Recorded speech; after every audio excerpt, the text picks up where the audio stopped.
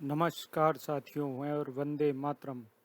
भारत के वीर चैनल में आप सब लोगों का स्वागत है। हम इस चैनल में भारत के महान लोगों के बारे में बात करेंगे। आइए चलते हैं। तो साथियों, पहला एपिसोड, पहले और दूसरे एपिसोड में हम बात करेंगे भारत के बारे में, भारत के परिचय के बारे में। कौन कौन से लोग हुए, कौन कौन सा युग हुआ, और उसके बाद हम एक एक करके हर योद्धा के बारे में बात करेंगे। तो चलिए चलते हैं आगे।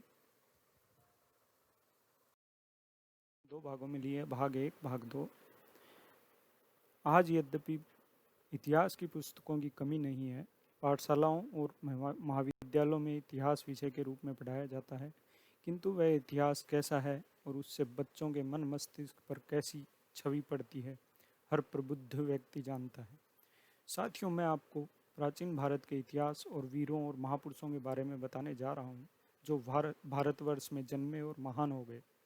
भारत के इतिहास में बहुत से वीर पैदा हुए, परंतु हम लोग अधिकतर वीरों से परिचित नहीं हैं। भारत का इतिहास सबसे पुराना है और ये वीरों की धरती है।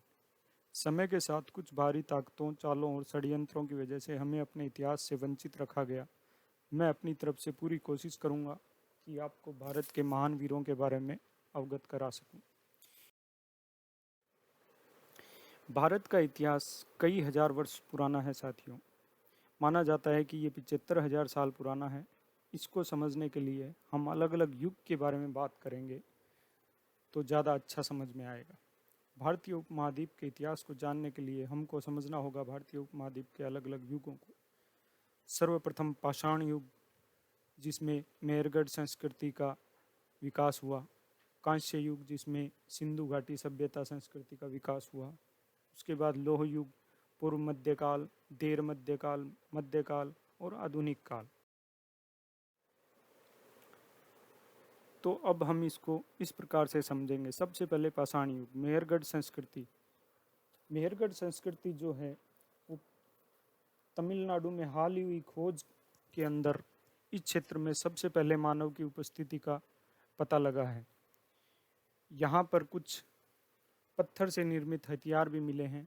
इससे पता लगता है कि उस युग में पत्थरों से बने हुए हथियारों का उपयोग किया जाता था और ये लोग पशुपालन और खेती भी करते थे, ऐसा खोज में पाया गया है। ऐसा ही कांस्य युग में यानी सिंधु घाटी सभ्य संस्कृति में भी पता लगा है कि ये लोग पत्थर के हथियारों का उपयोग करते थे शिकार के लिए और अपनी रक्षा के लिए। पशुपालन भी किया करते थे और खेती। अब हम आगे चलते हैं तो उसके बाद आता है लोह युग। लोह युग का प्रारंभ जो माना जाता है वो माना जाता है 1500 ईस्वी पूर्व। इस युग में सबसे प्राचीनतम वंश जो हुआ बृहद्रथ वंश, जो कि जरासंध के पिता थे, उनके नाम से था। जरासंध को भीम ने महाभारत के दौरान मल्ल युद्ध में मार गिराया था। बृहद्रथ वंश के अंतिम शासक रिपुंजय हुए, जिनको उनके दरबारी पुलिक ने मारकर अपने बेटे बिंबिसार को शासक बना दिया था। बृहद्रथ वंश के बाद में लिच्छवी वंश आया। लिच्छवी वंश के संस्थापक सूर्यवंशी राजा इक्ष्वाकु के पुत्र विशाल हुए। इस वंश के अंदर 24 राजा हुए। अब हम बात करते हैं हर्यक वंश की। हर्यक वंश जो कि बिंबिसार ने स्थापित किया था। बिंबिसार जो कि एक महान योद्धा था, दूरदर्शी शासक और कूटनीतिज्ञ था। वह पहला ऐसा शासक माना गया है जिसकी स्थायी सेना थी। दोस्तों, हिर्यक वंश की स्थापना 588 ईस्वी पूर्व में हुई थी। माना जाता है कि मगध साम्राज्य का वास्तविक संस्थापक बिंबिसार ही था। बिंबिसार एक महत्वाकांक्षी राजा था। इसने वैवाहिक संबंध बनाकर अपनी राजधानी, अपने राज्य की सीमाओं को बहुत बढ़ा लिया था। माना जाता है कि इसके 500 रानियां थी और इसने 52 वर्ष तक राज किया था। बिंबिसार का बड़ा पुत्र दर्शक था, जो कि उसका उत्तराधिकारी था, लेकिन अजातशत्रु जो कि उसका छोटा पुत्र था, उसने बिंबिसार की हत्या करके गद्दी हथिया ली थी। अजातशत्रु भी एक ताकतवर और महत्वाकांक्षी शासक था जो कि अपने पिता के पद चिन्हों पर चलता था। अजातशत्रु के बाद में उदयन शासक बना। उदयन के 3 पुत्र थे, अनिरुद्ध, मंडक और नागदशक।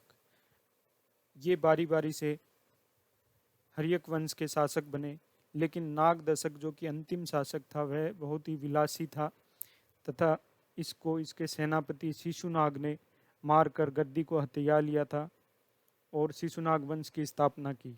शिशुनाग वंश के अंतिम शासक को महापद्मनंद ने मारकर नंद वंश की 344 ईस्वी पूर्व में स्थापना की।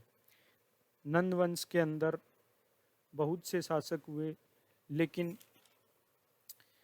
धनानंद जो इसका अंतिम शासक था वह बहुत ही विलासी और घमंडी था, जिसने चाणक्य का अपमान किया। तत्पश्चात चाणक्य ने चंद्रगुप्त मौर्य को धनानंद को मारने को मजबूर किया और चंद्रगुप्त मौर्य को वहां का शासक बना दिया। इस प्रकार से मौर्य वंश की स्थापना हुई।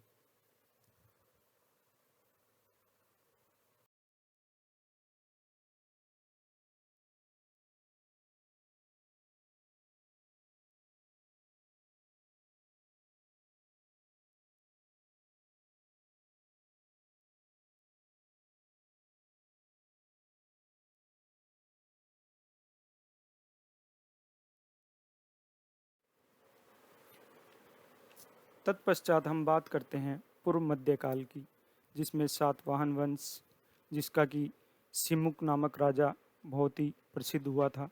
उसके बाद में मौर्य वंश, जिसमें चंद्रगुप्त मौर्य ने इस शासन की स्थापना की थी। उसके बाद में सुंग वंश, जिसका कि पुष्यमित्र सुंग बहुत ही प्रसिद्ध और ताकतवर राजा हुआ था। शक वंश, कण्व वंश, कुषाण वंश, उसके बाद में पाल वंश, प्रतिहार वंश, जिसका कि सम्राट मिहिर भोज प्रतिहार बहुत ही प्रसिद्ध शासक। अब हम पूर्व मध्यकाल में जाते हैं, जब राष्ट्रकूट वंश, देर मध्यकाल, मध्यकाल और आधुनिक काल, जिसमें बहुत से महान शासक हुए जिन्होंने भारतवर्ष का नाम रोशन किया और भारत की सीमाओं को दूर दूर तक फैलाया, जिसमें बप्पा रावल, महाराणा सांगा, महाराणा प्रताप, शिवाजी महाराज जैसे बहुत से और भी शासक हुए। तो साथियों, आपने देखा कि हमारे भारतवर्ष में बहुत से वीर योद्धा हुए हैं। हम हर एपिसोड में इसी प्रकार से अलग अलग योद्धाओं के बारे में बात करेंगे, उनके जीवन परिचय को देखेंगे, जैसे कि पोरस कटोच, चंद्रगुप्त मौर्य, विक्रमादित्य परमार, समुद्रगुप्त सोमवंशी, हर्षवर्धन बैस, ललितादित्य वंशी, बप्पा रावल, मिहिर भोज परिहार, दंती दुर्ग राष्ट्रकूट, भोज परमार, अनंगपाल तोमर, सुहेल देव बैस, पृथ्वीराज चौहान, भीमदेव सोलंकी, जयचंद्र गहरवार, महाराणा प्रताप, अमर सिंह राठौड़, दुर्गादास राठौड़, शिवाजी भोसले, छत्रसाल बुंदेला, सवाई जयसिंह, वीर बंदा सिंह बहादुर, गुलाब सिंह डोगरा, जोरावर सिंह, बाबू कुंवर सिंह। ऐसे ही और हजारों नाम हैं।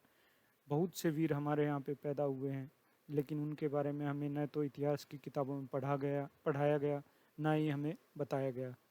तो उन्हीं जानकारियों को दोबारा से मैं आप लोगों के सामने लाऊंगा। अगले एपिसोड में हम बात करेंगे आधुनिक युग के कुछ योद्धाओं की। उसके बाद हम शुरू करेंगे 1 बाय 1 एक एक योद्धा के बारे में विस्तार से जानने के लिए। तो कृपया हमारे चैनल के साथ बने रहें, चैनल को लाइक करें, सब्सक्राइब करें। जैसा कि आप इस नक्शे में देख सकते हैं, भारत को कितनी भाषाओं में लिखा हुआ है। हमारे यहाँ पे कई भाषाएं, कई जाति, धर्म हैं, लेकिन फिर भी भारत एक है। धन्यवाद।